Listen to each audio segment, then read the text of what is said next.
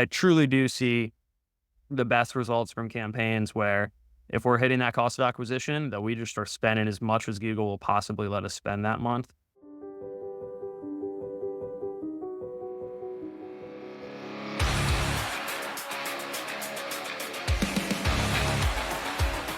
Sharp strategies, sweet success. Welcome, everyone. This is Tiffany Swidensky, and you're listening to Sharp Strategies, Sweet Success. Today, we have Thomas Glasgow with us today. He's somebody that I've worked with previously on a few client accounts, and he's been a big help and resource in getting us to optimize our local service ads account. And Thomas has definitely helped us get a lot of our local service ads accounts that were just kind of stuck and not doing much unstuck. So they'll start performing and getting new leads. So that's what I have to say. So welcome, Thomas. So why don't you tell your listeners a little bit about yourself? Yeah, sure. Thanks for having me on. Yeah, so Thomas Glasgow, I run an agency called 1122 Marketing, and we focus on running local service ads for attorneys. So we are a niche within a niche. We don't work with anyone outside of the legal space, and we don't do anything outside of local service ads. So we're really niche down, but we like it that way, and yeah, that's what we do. No. So why'd you pick local service ads in particular? Like what got you started down that road? Yeah, so when local service ads went online for attorneys like 4+ years ago now, I thought it kind of marked this really interesting moment in time for Google. And so Google, when they launched local service ads as a whole, kind of made this claim um implicitly, right? Like they're saying no longer are we willing to just take as much money as possible from the advertiser.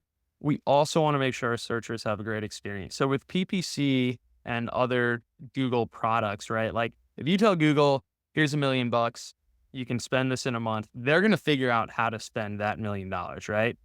On LSAs, if you tell Google, here's $1 million, please spend all of this and send us leads, you might get 0 leads and spend $0 that month. And so I thought that was interesting. And what I thought it signifies, or what I think it signifies, is that Google really wants to make sure that their searcher experience is fantastic, right? And so, um, particularly as Google saw into the future that they're going to have a lot of antitrust issues and things of that nature, right? Like, I mean, we're seeing right now. I mean, they pay Apple $20 billion a year to be the default browser on iPhone, right? Like, they're not going to be allowed to do that anymore. And so Google is heavily invested in making sure that people actually like using their search engine, which means they want users to have a great experience. And so LSAs were the first, in my opinion, real attempt by Google to actually make sure that the searcher has a good experience, and helping Google make money, right? So it's kind of this, they want to do both. They want to make as much money as possible.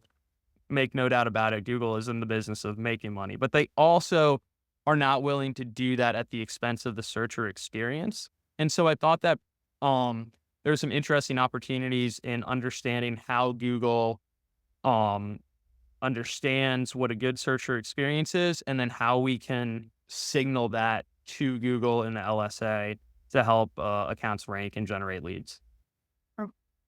So you brought up an interesting point, which is that local service ads are a better like user experience. And I guess I didn't really think about it too much. But when you look at like traditional PPC, anyone could be bidding for your location or your keywords, and anyone could put an ad, for your, top keywords. And that ad could be like a landing page that's like a referral generation service, and that's not a good user experience. That's usually not what people are looking for. Or it just could be an outright scam. People just have good reason not to trust traditional ads. Yeah. Yeah, no, for sure. And I mean, like Google is trying to solve for that with the LSA, right? Like they're when you put a phone number in and say this is the number we want to send calls to, like they call that phone number to make sure it's the law firm, or at least someone answering the phone as the law firm, right? They're making sure that the URL isn't a redirect anywhere outside of your actual website. You actually need to link it to your unique Google business profile. So I mean, there's still ways people circumnavigate this stuff, obviously, right? But Google's like making an actual effort to make sure that the searcher experience is as good as they can, force it to be. And that makes a lot of sense. Google wants to keep its user base, and I wonder now what's gonna change with them having to sell off Chrome, and, I wonder what else is gonna come of that basically, but I like the Chrome browser. I like that I'm logged into it. And it's a good experience for me, and a lot of the products I use are Google, and it's just an all-in-one kinda shop, and so, I kinda benefit from them being a monopoly, I guess. Surely there'll be a way. I mean, I was thinking about this too. We'll still be able to like log in and keep all that information though, right? Like, or will that go away too, you think? I mean, it'll probably be like Firefox, like Firefox, you can save like a profile and you can log in. And I mean, Yeah. that's basically what Chrome is. So I'm sure like it'll be transferred over in some way. I'm just curious who will buy it. Like, who's another browser that's even close to Chrome right now? Yeah, no, that's a good point. Yeah, it'll be interesting. Yeah, the convenience of being able to just keep everything on there is ridiculous. Yeah. And then like, I mean, this is kind of almost abstract, but like they went after Google that owns Google Ads, local service ads, Chrome, Google Search, and all these properties. But like then you have Bing and Microsoft, they have their own browser, they have their own search engine. So like, are they not a monopoly? Or is it just Yeah. because Google is so big? It's mainly that, right? Like I was talking about this literally last night with my dad, because he was talking about the Chrome acquisition or the Chrome issue, not acquisition, but right. And he's like, "What's that going to be doing for your business and these things?" And we were talking about Microsoft, and I was like, Microsoft is the biggest winner of all this antitrust stuff, without a doubt. It's not the public.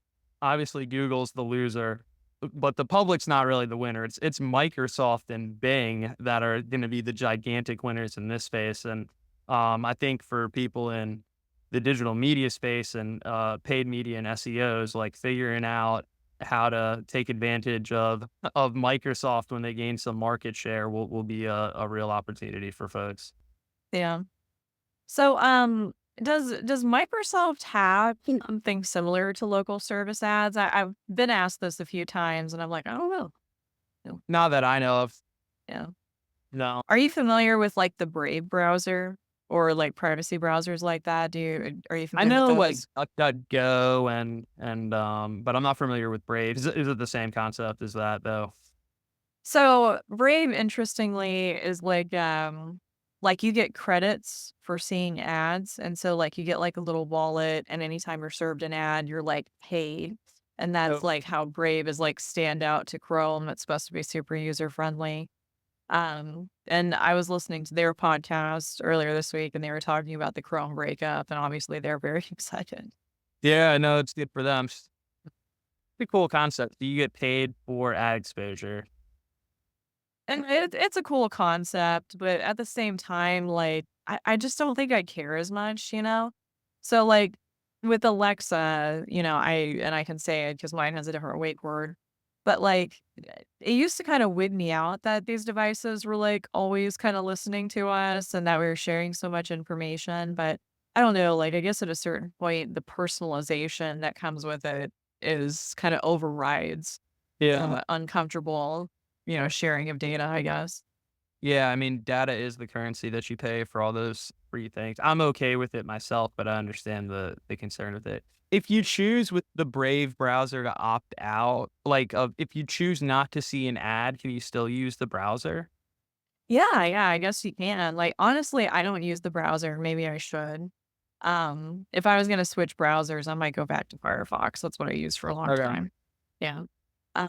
But like, they're an interesting organization that I'd keep up with because they talk so much about like data privacy, which intersects with like marketing so much at times.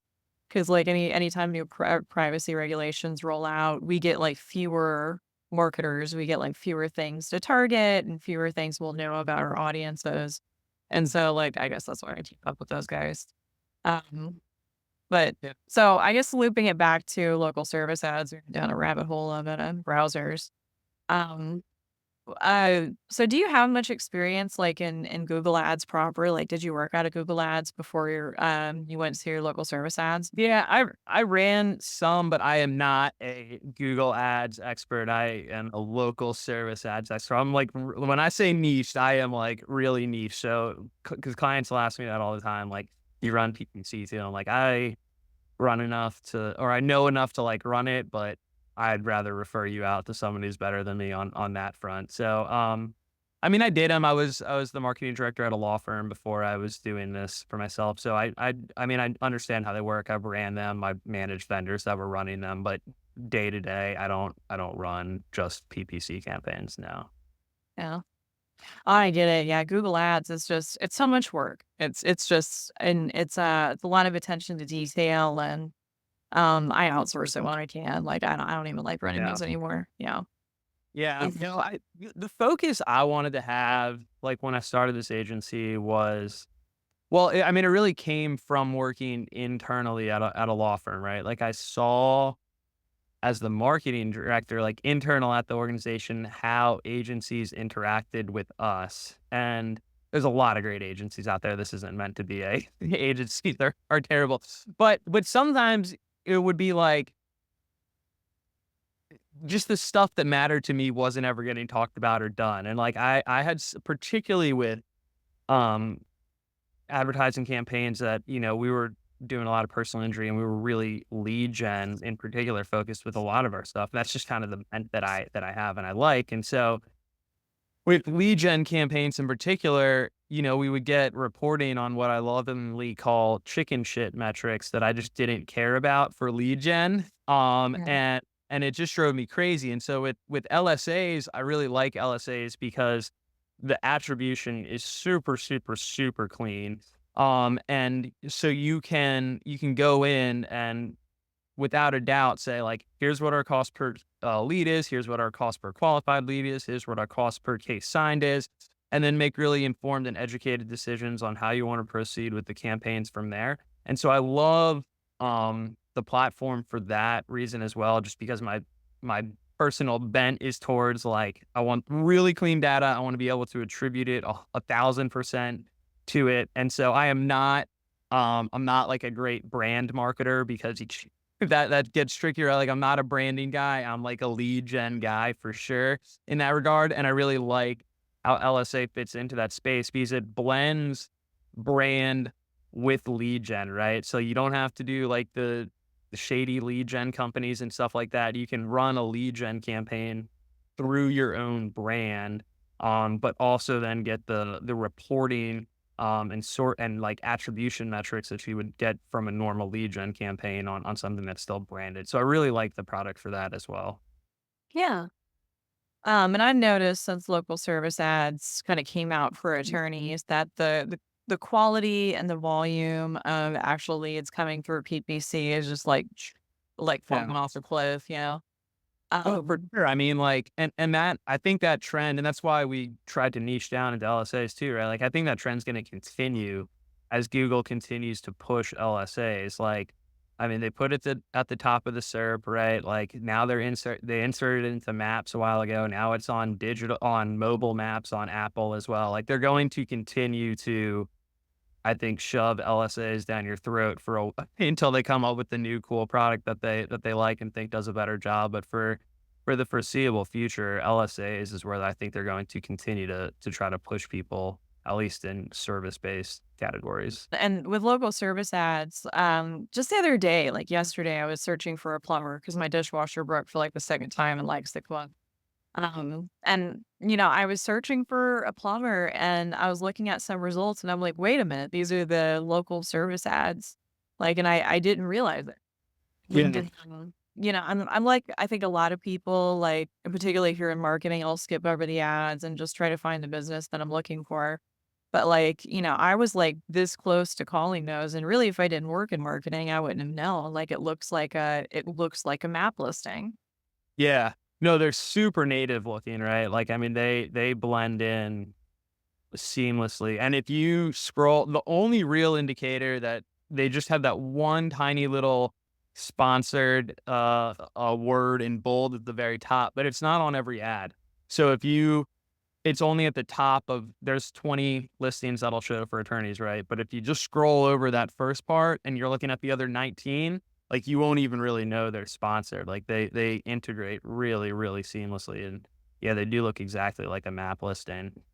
And even more so because they're putting them on top of the map listings now. So like if you expand the map listing, the first two listings are LSAs now most of the time. And so yeah, they're really integrating them into their organic products in the SERP, and Google is going to continue to not send free traffic. They are trying to monetize all that.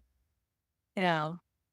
How do you feel about, like, the photos on these listings? Like, and what types of photos should businesses be uploading, and, like, how often? So like on the profile photos, there's some interesting things we've done in terms of like testing different photos and different backgrounds and things like that. And so there are some things we do on the actual like photo front that seem to have better um conversion rates in terms of what you do with the photo. But in terms of the photos on the profile, Google said a while ago that they were going to be pulling photos from the Google business profiles into the Google LSAs. That was, like, over the summer.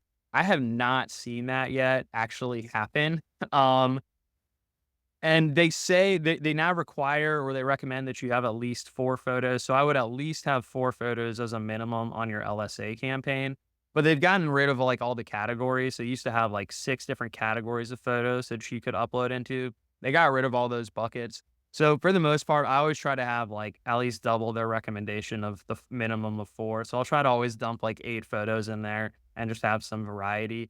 But in terms of, like, regular uploading of photos to the LSA campaign, I don't see any real benefit to it. And in fact, honestly, like I like to touch them as little as possible on the actual dashboard.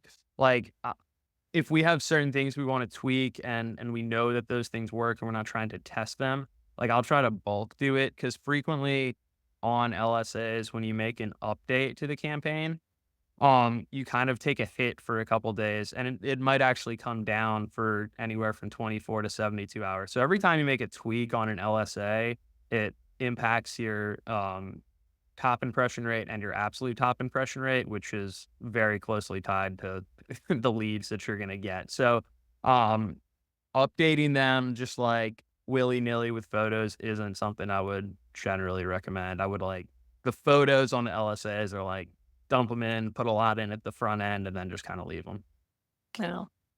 And that's important that I don't think a lot of people who don't do ads, I don't think that they get, but, like, the importance of, like, timing your changes and how it's better to make a bunch of changes at once and then leave it because Yeah. there's that concept of, like, the learning phase when the algorithm is readjusting, and you don't wanna give it too many inputs, over an extended period. So don't make a bunch of changes to your ads all the time, just make changes and then let them rest. Yup, and they take a long time, I mean, like PPC, right, to, like, update, like, in our experience with LSA is, like, it can take 3 weeks before the, like, updates or the data that's coming in from leads actually kinda fully flows into the algo and you see the results from it, so it's like it is not a fast-moving machine for fast and quick and advanced as we think Google is, like, the inputs that you provide it take a long time to actually process through the system. No. Well, and if you wanna get technical about it, Google isn't just like one giant, like, server or silo, like, and it's many servers spread across the United States, and, like, when changes are pushed out to each server, yeah, it makes an impact. This came up here recently, and I'm sure you dealt with it, but a lot of the law firms that I worked with that had a local service ads account received an email from Evident about Yeah. doing background checks, and I had to do a lot of convincing, like, "Guys, it's real, it's not a scam." What do you have to say? Can you talk a little bit about that? Well, it was a mess of a rollout by Google and Evident. Like, it was just horrendously done. And they did it twice because the first time they said they were doing it, they kind of did it. Some accounts got it, some didn't over like earlier in June, and then we had this other one that hit in October, I think it was. Um, that just wrapped up like 2 weeks ago. If you haven't done it and you have an LSA, you should go look at your account in the business verification section because you've likely been de-verified if you didn't do this update. But yeah, I mean, definitely if it's real and you need to do it, and the evident emails do look like spam, and but you need to complete them. But the issue too was like there was a lot of communication issues between evidence system and the LSA system where people would submit things to evident, and evident would be showing them as fully processed and cleared, and then when we would talk to evidence support, say they sent the information to Google, and then we would talk with the folks at Google, and they would say we haven't received anything from evident. And so they had a lot of like issues passing the information back and forth between the two parties, and so that created some interesting issues. So that was that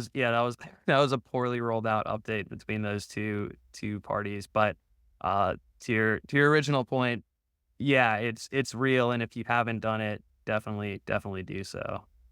No. That was such a headache, and oh my gosh, it was so poorly executed because the email could have been, like, more clear and maybe just had Google, like, CC'd on it would have cleared up a lot of Yep. confusion, but no, like, it looked like spam, and I for so many people, I was like, "I don't know what to tell you, but it's not spam." Yep. It's so painful. Yeah, no, fortunately, we didn't have any real issues with our clients in that regard because, we get the notifications from Google ahead of time saying we're doing these things. So we prepped everyone, "Hey, you're getting this email. It's coming from Evident. If you have questions, forward it to us, but it is gonna be real. You are gonna need to do it." But I understand the concern, right? Like, it's this third party people had never heard of, and it was asking people to upload their photo ID to this portal. And, yeah, so I get the concern for sure. So, do you think that they're doing that, like, cut down on, like, extra profiles or unauthorized profiles and stuff like that? Yeah, there was some. Oh, this was a little while ago, but yeah, I mean, there's definitely like there were some reports of competitors claiming other competitors in the market's profiles, right? Like, so attorney A would claim attorney B's profile because there wasn't a lot, like they would associate a local service ads campaign with their Google business profile because there wasn't any sort of like checks or balances to actually make sure they were the owners of that. So Google, because they only did this evident update for attorneys, everyone else, plumbers, HVAC, electricians, anyone else using LSAs didn't have to do this re-verification. So the fraud in the LSA space was running rampant for its Oh, yeah, right. and Yeah. so it was definitely part of that. And then recently in like the last, I don't know, month and a half, um, when you go to set up a new profile, or any old profiles are doing this now too, you have to be an admin of the Google business profile that is associated with the LSA account, which is another thing they're doing to combat that false claiming of Google business profiles. Um, because it used to be really easy. All you need to do is just say, "That's my profile," and link it to your LSA, and then you were screwed if you were the real business trying to link your profile if someone had already claimed it, because Google would say, "Your profile has been claimed. We can't link it anywhere." So that's kind of what this whole thing is working towards, is trying to sort out a lot of that mess. Yeah. Well, and hopefully, I've never had to deal with that directly, where somebody was using local service ads unethically, in Yeah. my markets. But, like, honestly, that's only a benefit to people who are really trying to, like, who are real businesses trying to serve ads to their target audience. Because you did have, like, companies that would be, like, out of state and, like, claim some space in your marketplace using local service ads, and it was always so frustrating for, a lot of people. Well, they can still do that though. Like, if you have a Google business profile, so say you're from wherever, California, and you want to open up an office on the East Coast in New York, right? Like, you could open up an office in New York if you're from California, as long as as long as someone's barred in that state, you can list that attorney on the profile, but you're going to need to submit like all the other documentation. So your office is going to need to be like a legit office, or at least have the legit paperwork to submit to Google. So they're trying to combat that to some extent, but you can still, I mean, there's plenty of firms that are still doing that. But if they are doing that, I mean, they have someone that can actually work the case in that state, that's barred in the state at least. And they do have some sort of physical office, whether or not it's a manned office. I couldn't tell you, but they do have an attorney at least that's actually able to work that case and go to trial if they need to. Yeah. What are the 3 things that attorneys need to know about local service ads? Like, here are the top 3. Like, if you're just speaking from stage or talking to somebody in general. Yeah, good question. The top 3 things here's the top 3 things I would consider or think about, I guess, for LSA. So, I mean, the first one is I like to run LSAs based on because I view LSAs as a lead generation platform. So my main KPI that I'm looking at is how much is it costing us to sign a case off of LSAs. So with LSAs, you can generate a ton of lead volume if you're targeting case types that you don't really want, or are junk, or are cheap to get, right? And so I see this a lot where folks will say, yeah, we're generating hundreds of leads a month, and we have a really great cost per lead, right? And I think that's the wrong thing to focus on, because people will have the targeting for the case types all wonky. And so you can be spending tons and tons of money on generating leads, but if you're not really looking at it from a cost of acquisition for an actual sign case, you could be just blowing your whole budget on crap that you don't want. This happens a lot with personal injury attorneys and med mal, right? So like they'll have personal injury turned on. The campaign from a all other metric standpoint looks like it's crushing. Like they got hundreds of leads that month. The leads were super cheap. Their absolute top impression rates through the roof. Like all these KPIs that we're looking at for the campaign look really strong, but then their cost per signed case might be their highest, cost they have for any marketing source, because the leads were all junk. So the first thing I always tell people is from an LSA standpoint, the one thing that we're obsessed about measuring is your actual cost per case signed from the LSA, and everything else is kind of window dressing on an LSA campaign for me. They can point you in the right direction and help signal what might be going on, where you should make tweaks and changes. But getting too lost in the weeds for a lot of KPIs that are meaningful for other campaigns, like total impressions or cost per lead and things like that, for LSAs, I try not to get too distracted with. So that's the big one for me, is focusing on how much it actually costs you to sign up a case on the LSA. So that's the big one. I mean, that's really how we try to run it. Those are our, when we onboard a client, the first thing I tell them is the only 2 things I care about for this campaign are how many cases you're signing and how much it costs you to sign it. So that's what we focus on LSAs. But other things that I think are important are routinely checking your verification status. You can have all sorts of things de-verify or have policy violations pop up on the account that you're unaware of. And so just routinely being in the account and checking that sort of thing is really important. So we're routinely doing that.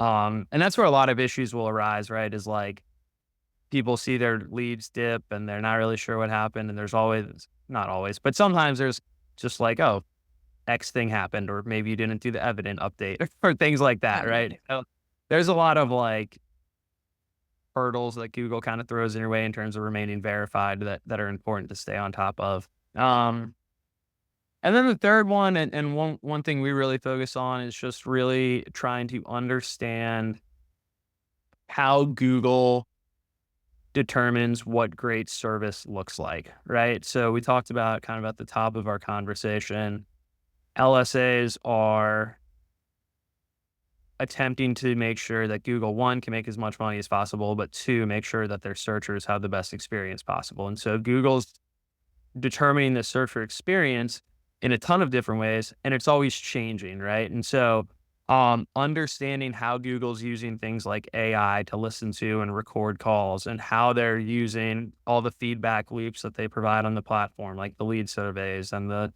note section, all the things that Google provides you. How is Google using the information that you put in there to understand searcher experience, and then what can you do to try to demonstrate to Google that you're providing the best searcher experience. But as a general rule, I tell everyone with LSAs, if you focus on just making sure that you provide Ritz-Carlton level customer service to everyone on the LSA campaign, your campaigns will do great, right? Like, ultimately, like, great customer service on LSAs will help you win the game for sure. So that's one thing we focus on as well.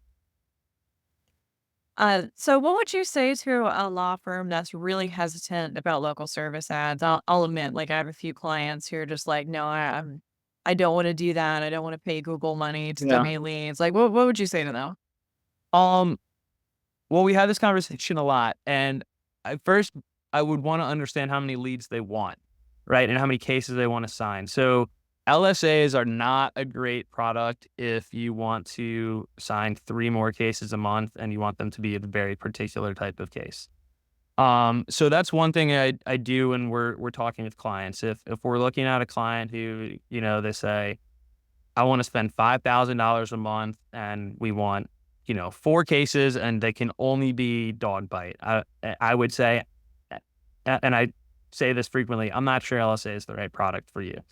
If you are able to accept a wide range of case types within a particular, genre of types like personal injury or criminal defense or something like that, and um you're willing to do that, and you're fishing a little bit with LSAs like any product, right? In the lead, particularly, this is particularly true in lead gen. So, like, you need a budget that can let you get some volume in so you can start seeing the trends and things like that. So it depends on the client, but, like, I tell anyone, if they're not at a spot where they can be spending, and markets vary, but at least 10K a month on the ad spend on LSAs, um, for personal injury. We primarily run personal injury. If you're in other spaces, a smaller ad spend will be fine. But in the personal injury space, um, yeah, you need to be able to be spending 10K a month on the campaign in any market. And some markets are going to be much higher, right? I mean, we have some that we're spending 100K plus on monthly on the LSAs, right? So it just depends on the market. But I always tell folks, like, once the campaign's rolling, um, I wanna manage it from a, like I said, a cost of acquisition standpoint. So if we're signing cases at the client's target cost of acquisition, and that means we need 50 more $1,000 that month, for hitting that cost of acquisition, I wanna be able just to keep rolling on the campaign, right? Like, so that's kinda the conversation we have with clients in the very first intro meeting is like, here's how I like to run them. Here's how I see the success, the best success come is from, like, managing it from this standpoint, but also not being concerned from a just, like, pure budget standpoint. Like, I hate an LSA campaign that's just capped at an arbitrary amount of dollars, right? Regardless of the results of the campaign's producing. Um, and so I'm sure some listener out there is thinking, well, that's great. You're probably taking a percent of that, Thomas, and you want them to spend a lot. And so we just take a flat fee on that regard because I know people have that objection. And so we'd like to remove ourselves from any sort of um, financial incentive for clients spending more or less. If we sign 100 cases or 0 cases for a client off the campaign, they pay us the same thing. But I truly do see the best results from campaigns where if we're hitting that cost of acquisition, that we just are spending as much as Google will possibly let us spend that month, which makes a ton of sense, right? Like, Google, like we said, they want to make as much money as possible. So if they find someone who's willing to pay them that money and they're doing all the things that they deem important from a um, customer service or searcher experience standpoint, then, like, Google's very happy to keep those people up at the top and sending them leads and taking money from the advertiser. Yeah. That was a and you can't do this anymore. You used to be able to dispute leads in local service ads. Yeah. And initially it was like, okay, you can dispute the leads, dispute. But like my big revelation before they changed and you don't dispute leads anymore was that if you didn't dispute it, your account would perform better and Oh, like yeah. you get more leads. And it's that principle that Google likes to get paid. They don't like to give people refunds. So, And so if you're the account just paying them, they'll favor you with more leads. yeah, I've never disputed lead. I just Because that's a common question we got prior to the disputes being automated was, "Will you handle the lead disputes?" And I would always say, is what I tell everyone, "My goal is to pay Google as much money as possible. I want Google to make as much money off of you as they possibly can.